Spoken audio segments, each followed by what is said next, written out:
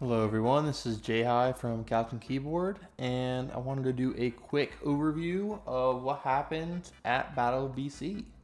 There's a few other events, kind of smaller. I think one that Kev bought, one in Pennsylvania, one in Ireland, one in Germany, smaller ones here and there. But for the most part, it was kind of focused around British Columbia. We have a pre-local here where doubles wasn't necessarily that stacked, but we got a fair amount. Doubles at a pre-local is going to be a little bit rough to get people to enter, but 46 people for singles, that's pretty good. And we had some surprises here, with more best of fives. NS Frog, a pretty good Falcon, didn't make top eight. That was kind of surprising, being the top six seed. But it's kind of is what it is. Stiv did DQ. OG Kid lost early to Polo, Falcon, Puff, and OG Kid's beaten Wizard before, so it's pretty surprising. Top eight ended up being not that surprising. The Weapon was able to make a pretty solid losers run, beat Polo game five. The Weapon over OG Kid was a bit surprising, I'd say. But I think they were similarly seeded. Elliot was probably the 4 seed, while OG Kid was the 3. So that's not a crazy upset, but yeah. All right, pretty interesting stuff there. For doubles at the main event, we had like 40 something teams, and very few of the top seeds really entered doubles here. We saw HBox has been entering with some lower level players like Ziff, an old school Peach from Florida, uh, going around and teaming with like Moki and Zamu. Not to say that Moki's necessarily lower level, but or even Zamu, but we didn't see either of them do any of that. Didn't see Zane or Josh or Aura or J Mook or anything. So it ended up just kind of being Axe and None being the top two for doubles, and we had some static teams, or at least apparently WebWipe is a very good doubles player. We had Venison and Odin. Apparently they were, I think, Alberta, and so there was a bit of interpersonal, interregional rivalries there, which I forget the commentator's name. He's like an Irish guy that was in Canada. Really good commentary, like good information, funny, all that kind of stuff. But yeah, none of the seeds were super, super well known, I would say. So some people may have not had much of an experience. We saw some upsets here with Salami and Zio losing kind of early, which Fistbait has been doing pretty good this year. And then they were able to get winners finals.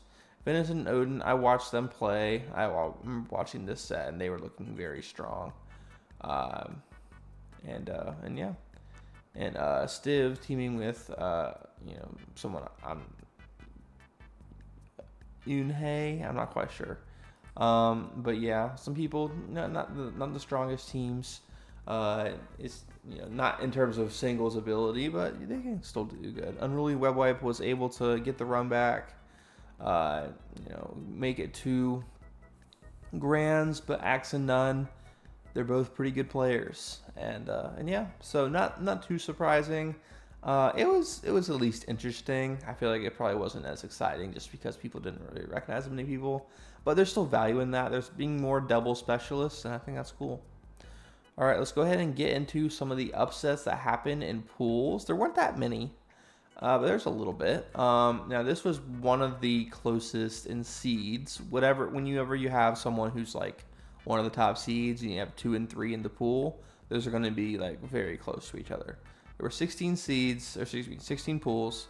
So this was like, if HBox was the 3, this would have been 14 and 19. So this is not that crazy of an upset. Well, maybe actually before that, it would be 3 and 30 and 35, something like that. A 5 seed difference either way. So not too crazy. And yeah, Blue Pinata, Ices beat Mono, Moki's Yoshi roommate, which Yoshi has been considered to do pretty good in the matchup, especially without wobbling. But I think Blue Pinata also had a decent year last time. I remember seeing some decent results from Blue Pinata. So Venison over Iron. I know I was speaking about Irons, giving some praises, but Venison was one of the players we saw. I believe this was a Fox Ditto. Um, One of the players we saw in that team's matchup and did pretty good there. We had a couple higher seeds not make it out, where Jiffy was a 3 seed, lost to the 4 seed Crumbling. Jenks had beaten Crumbling, then lost to Wagabuga.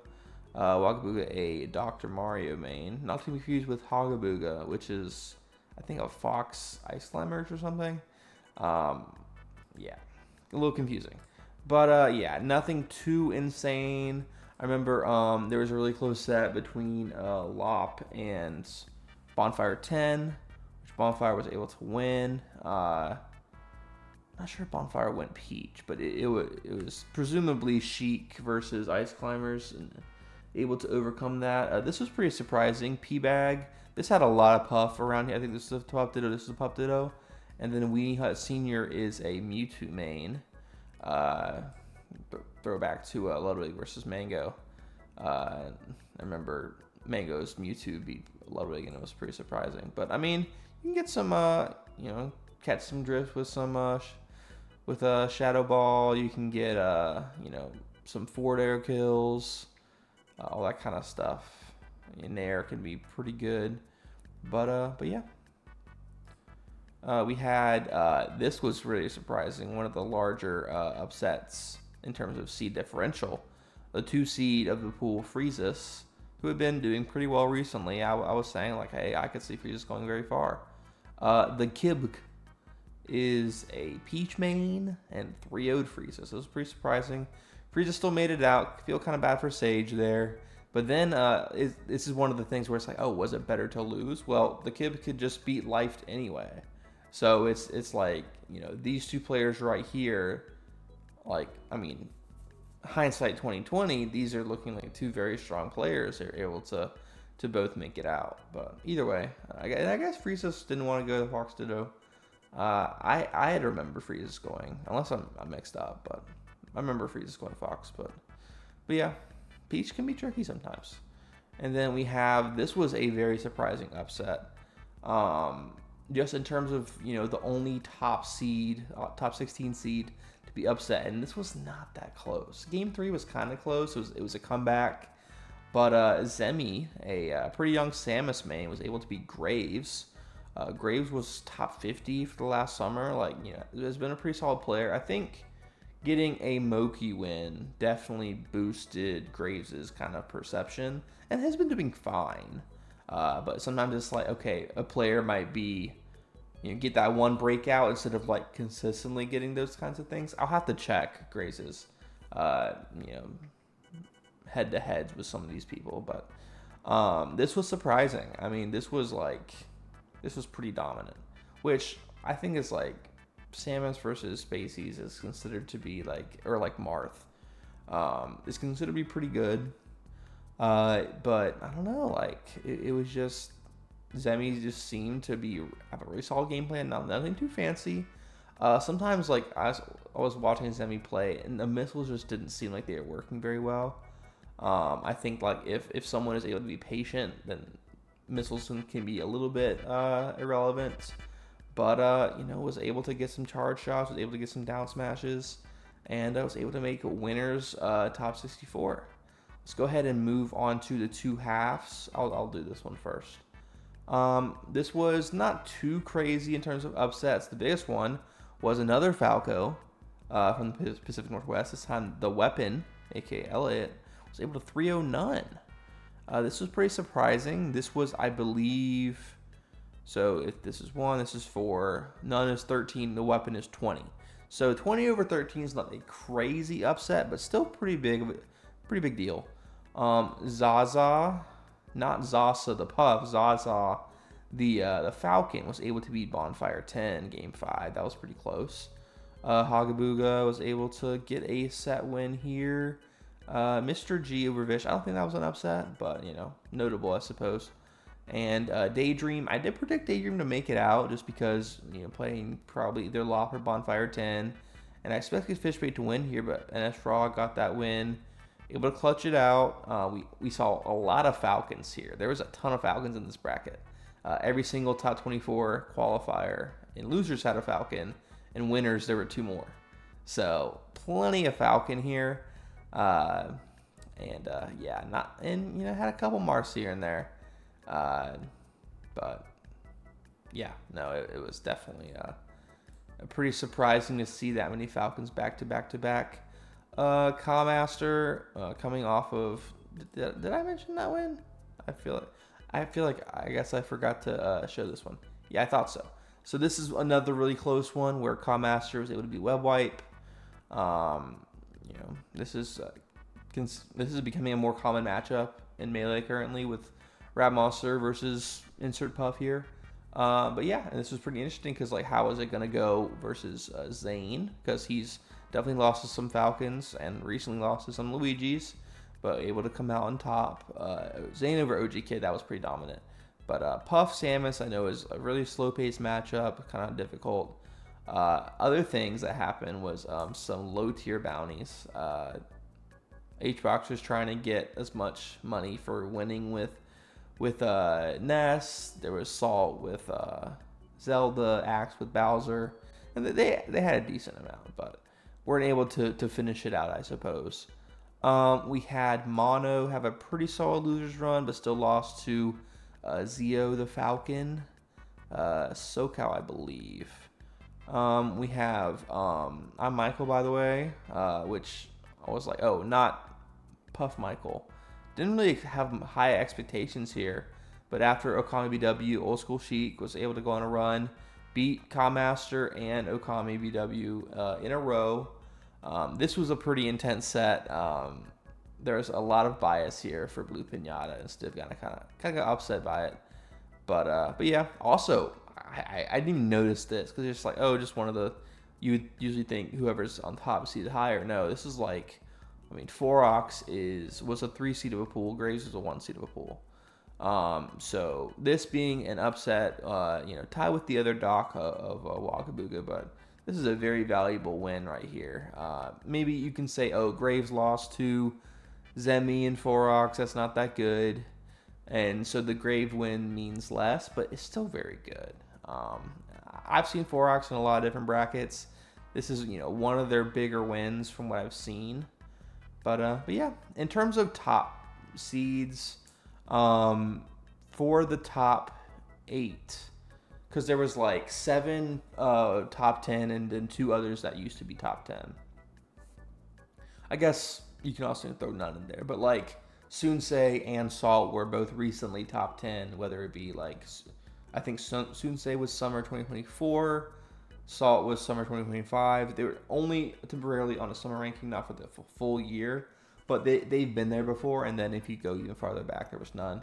But yeah, no, it was pretty top heavy. Only 284 entrants, but yeah, so pretty dominant here for the winners quarters qualifier. We did see a couple games taken. Salt Fiction had some close sets here. This was really back and forth, which I was like, Fiction's really good at this matchup. Didn't even go Falco. And I was trying to think, I guess S2J, I guess I don't know, Jace, I don't know if Zio really played that much back in the day, but there's been a decent, or Lucky's Falcon, a decent amount of Captain Falcons in SoCal. And also it's okay, if you don't know the Falcon matchup, that's, you had no one to blame. But yeah, top 24 had a little bit more stuff. Aura was able to beat 2 Puffs back to back. I was going to say Aura needs to beat Josh Man, or else there's going to be a very tough bracket. Because I was Moki has a Falcon bracket. Got to avoid none. But and Graves was doing good at first, but wasn't able to. the Elliott, the other Falco. That was close, but Moki was able to clutch that out, able to beat Saul. It was close. Wizrobe over Axe. Wizrobe just seemed so surgical in that matchup. Jmook, bit of a shell of his former self. And then Josh Man able to get his second win ever on HBox. I think they were like 2-14 at this point.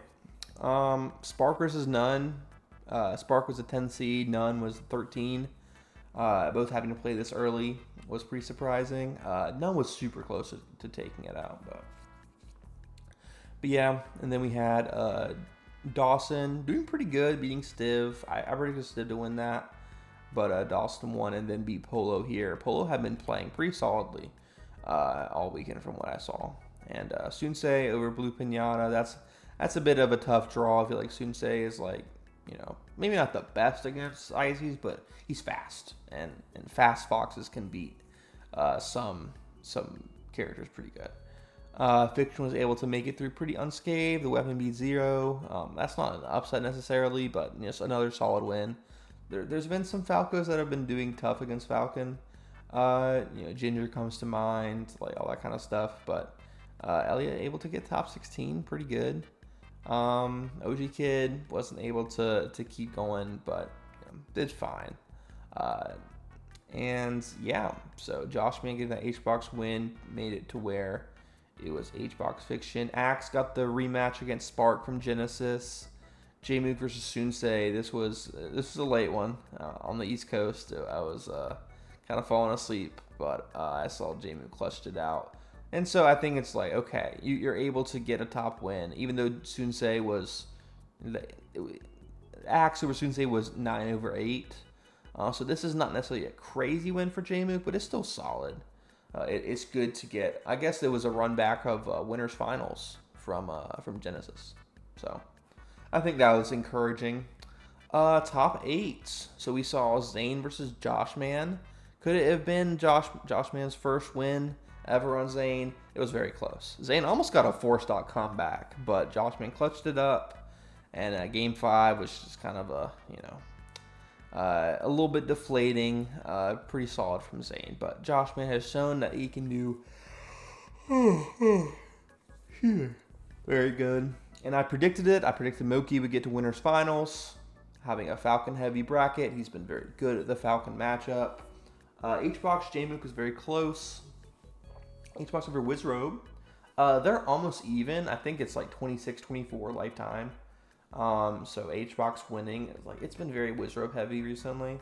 And then Josh Man has been struggling in terms of, which also Axe lost to another Falcon, which Salt has kind of had Axe's number most of the time. But Josh Man made it seem like, okay, because Salt beat Josh Man on Genesis 2 years in a row, and it's like, oh, Josh Man has lost to None, Josh Man has lost to Wizrobe, like he just keeps losing to Falcons over and over. But recently, he's been great against Falcon. I think he lost Fight at the Museum Grand Finals to Salt, but did take that winner set. It happens. Going 1-2 against someone, it happens sometimes. But this was very dominant. I mean, it was like Salt was just like getting run over. And so we had a lot of Falcons earlier, but no Falcons in top 4 with 2 Foxes, a Puff, and a Marth. Zane had, this one I was like trying to catch up. Shout out to the YouTube player, very helpful. But this was fast. This was not that close. And I mean, yeah, Zane's best matchup is probably Fox. But yeah, no, it was very clean. And then HBox versus Moki, we saw kind of this was a lot of games that HBox played.